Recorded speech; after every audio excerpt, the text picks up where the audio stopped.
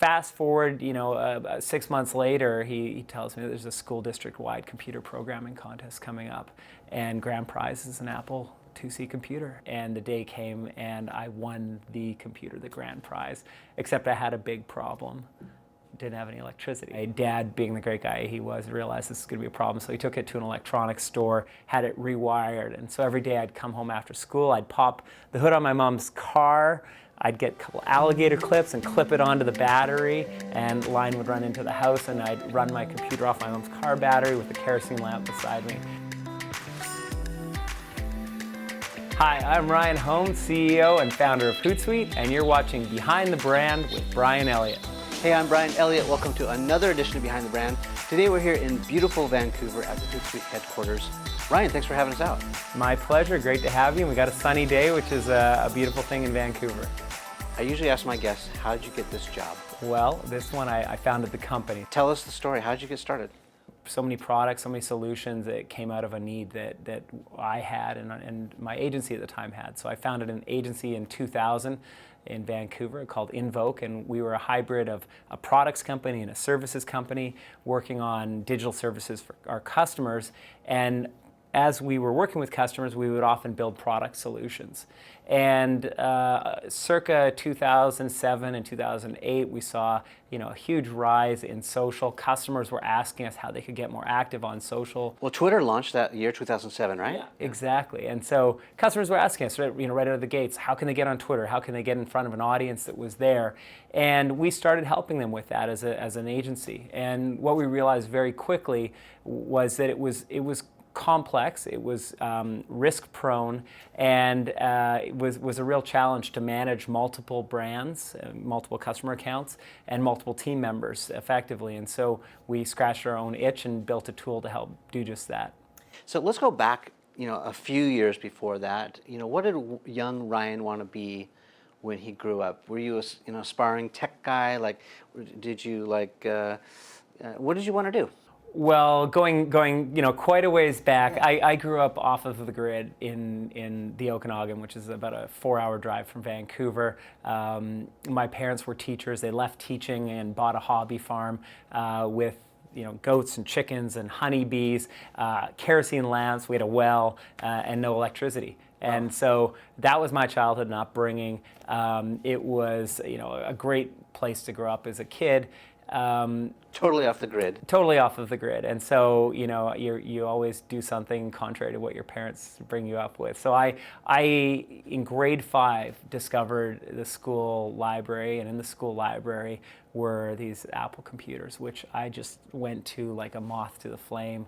And I got so into them, and the librarian, great guy, Mr. Adamson, he realized I had a lot of passion around this, and he asked me if I wanted to learn to program, and if you program, you can learn how to make games, which I was really into. So I said absolutely, and he taught me some coding, some basic, and I got really, really into it at that point. And fast forward, 6 months later, he tells me there's a school district-wide computer programming contest coming up, and grand prize is an Apple IIc computer. And so I of course wanted to enter, and the day came, and I won the computer, the grand prize, except I had a big problem.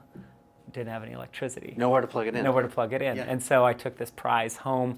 I actually, I'm sure I was sleeping with it, and my dad, being the great guy he was, realized this was going to be a problem, so he took it to an electronics store, had it rewired, and so every day I'd come home after school, I'd pop the hood on my mom's car, I'd get a couple alligator clips and clip it onto the battery, and line would run into the house, and I'd run my computer off my mom's car battery with a kerosene lamp beside me.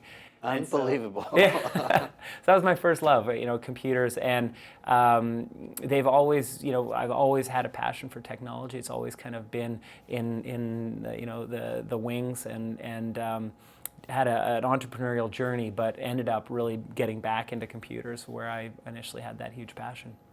That's a fascinating story. So your parents being educators, did they give you any other direction? Like, hey, you should avoid video games, or you should go, turn that into, did they give you any specific direction? You know, my parents were, bless them. They let me do a lot of crazy things. They gave me a lot of latitude. My mom was an entrepreneur as well, and so she was very supportive of my entrepreneurial endeavors. You know, in terms of crazy things, they let me go chase down. My first business was a paintball company. That I founded and ran off of our family property, and you know, that's a lot of trust to let your kid go and have, you know, a business that's a fairly risky business and shows a liability, and but it, you know, it was a huge responsibility and an amazing learning experience. And So they were very supportive. super supportive of me, you know.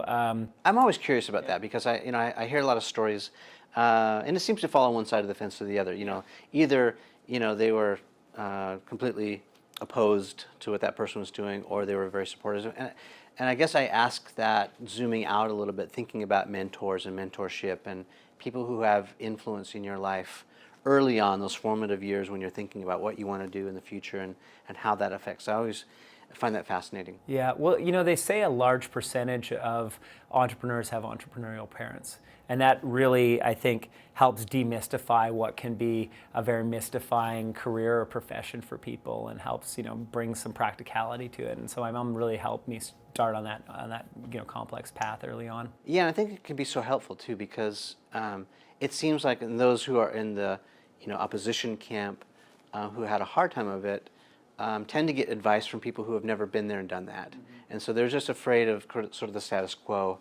They don't know what they don't know, and they're sort of giving this advice that may or not be valuable based on their own personal experience. Yeah, absolutely. It can be a real challenge, you know. And I'm not sure if you're familiar, but I started a foundation charity a couple of years ago called League of Innovators to help find and accelerate young entrepreneurs, give them a bit of the framework for being entrepreneurial. And this is something that we're launched out across Canada and pretty excited about as a personal project. Well, I think that's excellent, and that's also sort of a pattern I've seen with successful people like you is that they want to quickly impart what they've learned and inspire others. That it's people who are in your position, in your situation, who have come from a certain area and now arrived at a certain area.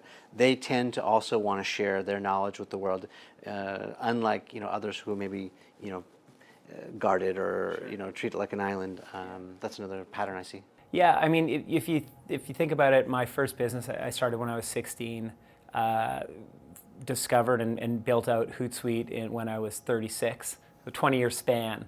And the concept around League of Innovators is how can we more quickly find and accelerate young entrepreneurs? Can we get more Hootsuites going on in the world? And I think entrepreneurs are a fantastic rare breed of people that solve problems in society and get rewarded well for it. And so I'm all for helping solve more problems in society through entrepreneurship. Yeah, very good. Do you think that entrepreneur spirit that is something that we can learn, or is it something we're born with? Is it in our DNA? No, I think it absolutely can be learned. I think, back to the question around, who are you talking to? What are your inputs? I think it can be a daunting and taking the leap can be a really nerve-wracking affair, and so you want to have the right people around you to support you. But you also have to be able to take risks and feel comfortable with that, and that is something that is maybe more what you need than necessarily entrepreneurial background. It's that risk-taking component that you have to be comfortable with. Yeah, you've actually got to do it, right? You need that experience, and you can't. I was talking to someone, and they asked the question, how did you get so good at what you do? And they said, good decisions. And then, how did you make good decisions? Well, good judgment. And how did you get good judgment? By making bad decisions, right? And so it's a process. Yes, absolutely. For those who don't know what Hootsuite is, how would you describe it, explain it? So Hootsuite is the world's largest social media management tool, and we're a platform that helps brands manage their social media and connect with their customers. So we help with team management, team workflow, security around social media, everyday things like scheduling of content and engagement with your customers on social channels. So it really is a broad tool set, and we help over 16 million customers around the world, from small businesses all the way through to 800 to Fortune 1000. So a pretty wide gamut of users and use cases and brands that we're really excited to help succeed in social media. Let's talk about innovation for a little bit, because it sort of ties in back to what you were talking about. How do you stay ahead of the curve? How do you stay creative and innovative in a space that's moving so quickly, technology? Yeah, I think, as we said, we're 10 years old this year and coming up on our 10th birthday, which is, I think, a huge accomplishment, and I'm very proud of that and the team's work on that. It also makes us grandfathers in our industry, being just a little bit younger than Twitter itself. It's been a really amazing journey, and seeing the maturation of social media, how it has evolved, how it's gone from a conversation around, is social media relevant? Is it here to stay? To a point where it is the most important channel for interfacing with customers and constituents. We see how it's affecting politics globally. This is the most exciting and interesting communication channel there's ever been.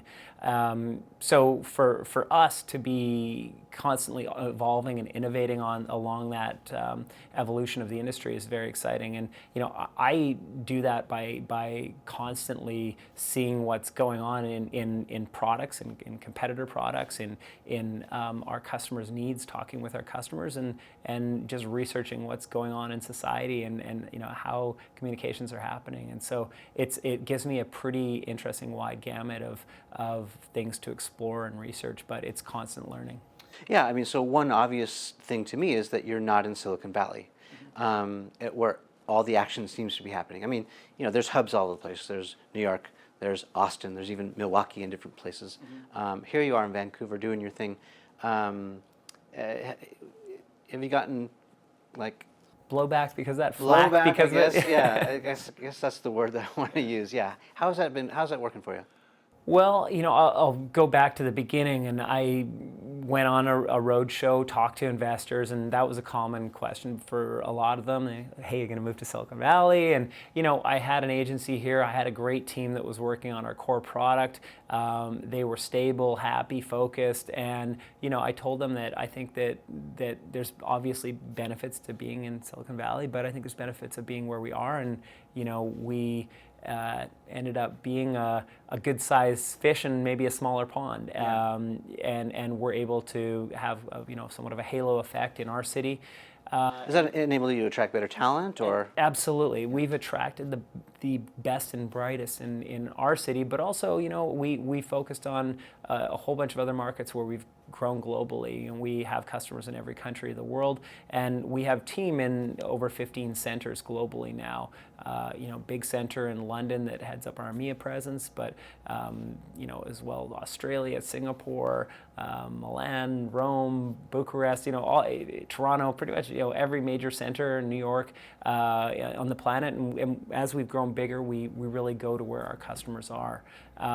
We're close to Silicon Valley. We're a 2-hour flight, and we have a team that lives down there and is always connecting with partners that are there, and it is obviously a very important center for technology in our business as well. Well, at least it's, for a lot of people, a good place to start. But you guys are already, now the experienced company on the block, and obviously that's not necessary. I want to pivot a little bit and talk about some other maybe personal things.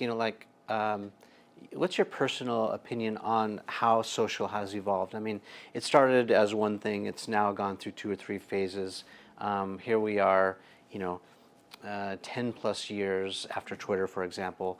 We're only about 15 years into YouTube, and the same could be said slightly less for Facebook and Instagram. But where do you see the white space? And maybe let's talk about what you see people doing right with social and wrong. So, it is a nascent and evolving industry, right? We all can see that. It is constantly reinventing itself and evolving. I think that one of the things that we look at as the big trend, we mentioned the relevance that used to be the conversation, does anybody care about what you've had for lunch? That's what Twitter's all about. But we see that it has so much more impact and relevance to the world and than just talking about what you've eaten for lunch. And so it's relevant to business. It's relevant to government in a huge way. Well, I think it's relevant, and just to endorse what you're saying, is and it's why we love this show too, is because a lot of our viewers, of course, they see us on different magazines and places, but we also have a very loyal and engaged YouTube following. Right. And to be able to go direct to audience, right, is huge. Yes. Take out the middleman, and I think that's what social does in many ways, is direct to consumer, direct to audience, with immediate opportunity for feedback, especially with something like Twitter in real time. Is just amazing. It is so democratizing for business. You know, I've had several small businesses leading up to this business, and if I could go back and have the tools that I'm enabled with social, you know, I could, in my pocket, I have a film production studio, a distribution center, yes. I have a way to communicate with customers around the globe at zero cost. That's mind-blowing. You know, I used to be the guy putting brochures under windshield wipers. Right? I'm the same with you. When I was at the studio, we would do these focus groups, yeah. and we would hire agencies to bring in big, expensive focus groups, tens of thousands of dollars to get 30 or 50 people in a room and ask them their opinion about right. movies. Whereas you can just push a button now and, you know. Ask a question and poll your audience, and, yeah. and there you go, you get feedback instantly. Yeah. As a leader, that is hugely valuable. And I, as a product owner, I do that often, and every day I'm looking to see what people are saying about our product. So on the surface, as an outsider looking in at your service, your product, you know, it's a product that enables you to manage multiple channels, multiple voices or platforms, being managed by multiple people even. Where do you think the white space is in this, you know, social media arena right now? What we're not looking at, what we're not paying attention to. Yeah, so there's a couple trends that are happening. You know, on the near event horizon, video obviously is changing things in a huge way. We've seen Instagram add in ephemeral content recently with stories, you know, emulating Snapchat, and it's been hugely successful. And I think they're actually starting to lead in terms of innovation on that front. We see all channels incorporating video, and I think this is becoming bigger and bigger and more important for brands around the world. Yeah. So let's weigh in on Instagram TV. Yeah. We talk a little bit off camera. What are your thoughts on it? I think it's early days. You know, I think I love getting into Instagram and looking at the stories. I've personally, you know, I go for a couple minutes maybe, and that's about my capacity and the time that I can afford to it. I think that it's an interesting hybrid between stories and YouTube, and somewhere in there, there's probably a sweet spot and a great audience, and you know, I'm really excited for them to see where it goes. Yeah, for us, I think we're thinking of it for like behind the scenes things, right. giving people exclusive looks, but also keeping it brief, you know, understanding that audience is there with a limited amount of time or attention span and whatnot, and so we're thinking of it in very bite-sized, consumable, right. you know, chunks. Yeah, absolutely. This show is produced in long form, and we've been experimenting a lot with that too, you know. We think of this as a future Netflix show, you know, right. of what we call full length, and yeah. so we're always toying and experimenting with runtimes and lengths. So I'm just curious, yeah. you know, if you guys have done research or analytics. Well, I look forward to watching it on Netflix. Well, thanks. You know, although, you know, wherever it is, yeah. Whatever the platform, I don't think is a great measurement of whether it's great or not, right? Yeah. I think about, did you ever watch that show Mad Men? Yeah. So who would have thought Mad Men would end up on a little obscure network like A&E, right? Like they had no other great programming, no offense to A&E, but like you didn't until Mad Men, and then all of a sudden it put them on the map. Or even HBO, like it's become a destination because of the content. So I think if I was going to pull out a little lesson here, maybe if I could give my 2 cents, it would be that the platform doesn't matter as much. The distribution is important because of the audience. If you can plug in and be efficient, of course, it's great. But it's the content that still matters. Absolutely. Because wherever we put Game of Thrones or Mad Men or the whatever flavor of the week we're watching, that's where we're going to go to watch it. It's a great point. I mean, we see that with our customers. We made an acquisition of an ads product a couple of years ago called Ad Espresso. It's one of Facebook's biggest ad partners. So people then ask, okay, great, I just go punch ads through it. No, you actually have to have, in the world of social, great content, great organic content, and then you add a little gasoline to the fire through advertising units, and that's the most effective way of doing this.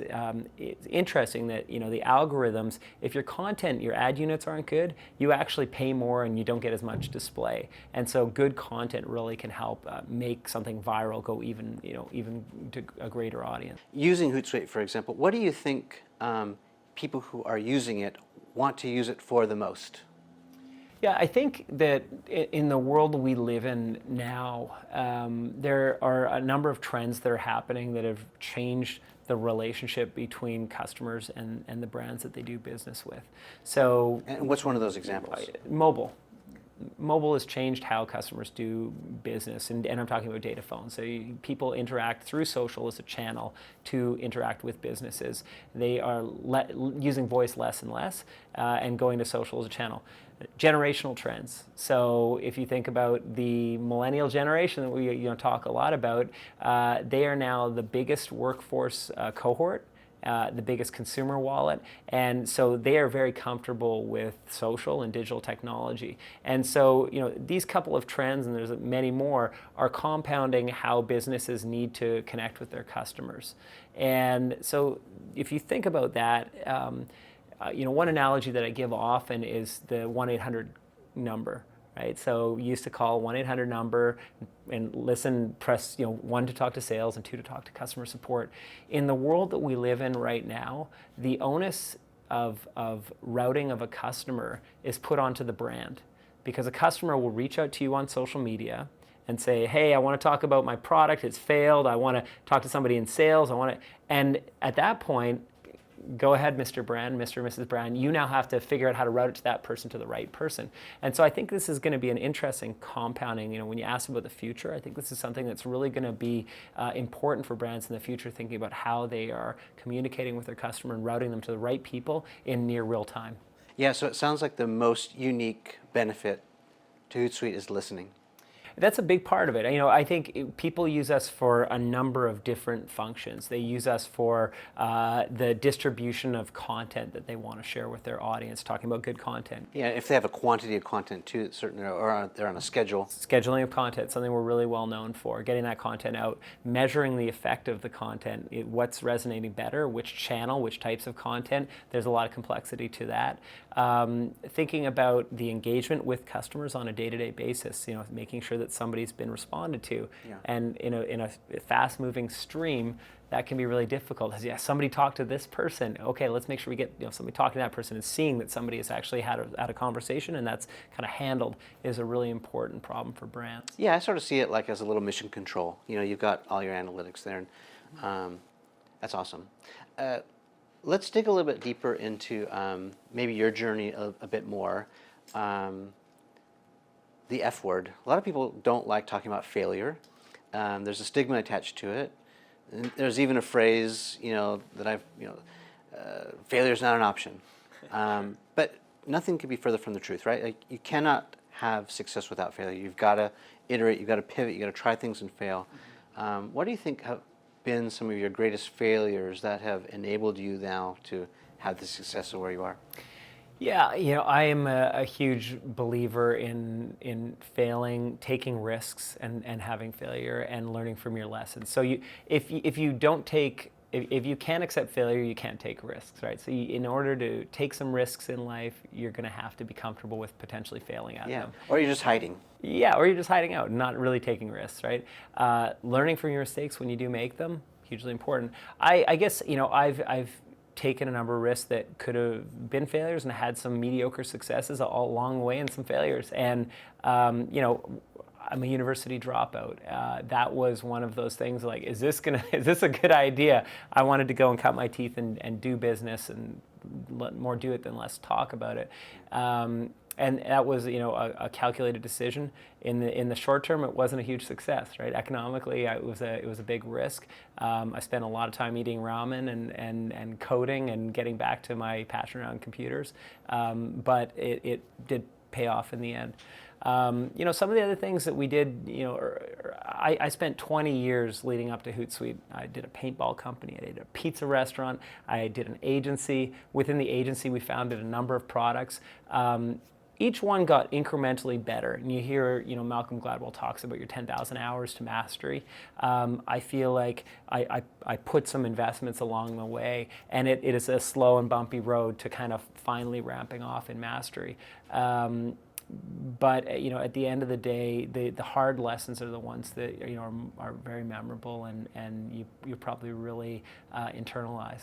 Maybe let's talk a little bit about the active workspace. So as I look out on this sprawling office, I understand there's another campus. Yeah. It's amazing, and it looks really well designed. You have like mountain themes and ski slopes, and then you have owls and different things. Talk to us about how you were very deliberate about the design and layout. And I want to be transparent too. So we have a partnership with Veridesk, who's one of our sponsors. We do a lot of brand integration. I discovered them by accident because I was having circulation issues, sitting down for 6-8 hours a day, editing video. I needed to create a little stand-up desk environment, so I did it with cardboard boxes, and then I discovered this company, and then they became a partner, so thank you, Veridesk. Talk to me about the active workspace and how you have thoughtfully designed how people work, and I understand you're the only one with an office, but there's no door. Talk to me about that. Yeah, first off, I've had back problems, and I'm a huge fan of stand-up desks. So, great to see you found that as a problem or a solution to your problem. We're pretty thoughtful. We spend a lot of time on building out our environments. It's where we spend so much of our lives in our workspace. Well, that's obvious, but why is it so important, and what benefits have you seen? Yeah. So, I just think if there are things that we can do to help people's productivity, that we should be doing that. And so we spend a lot of time on our environments. We've kind of had, I think, a great opportunity and to be able to kind of organically expand and to build several offices. And I think each one you get better and better at planning the space and the environment. It's something I've got personal passion on. I want something that people can be proud of and that they can be effective and productive in. And so we do, and I personally spend a lot of time thinking and obsessing over the space and workflow in our offices, and I think we've got good results because of that. Maybe throwing it back at you, how long do you give this great idea with quotes, whether it's a product idea like you just mentioned or something else, until you cut bait, till it's not working? I mean, college is a good example. You didn't give college that amount of time. You cut bait and you decided to go somewhere else. Well, I went 3 out of 4 years, so I probably went a little too long. So how do you know, and let's talk about it in the context of product innovation, what you're doing at Hootsuite. Like, how do you know, timing's everything, right? In many cases, I felt like what we've been doing with this show even, we've been too early. Yeah.